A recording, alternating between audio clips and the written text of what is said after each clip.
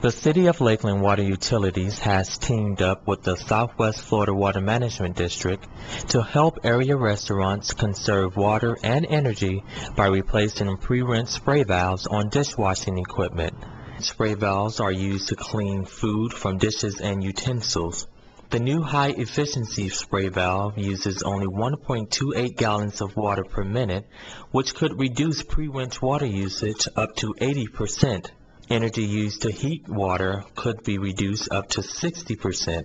The program is free to any qualifying City of Lakeland food service establishment.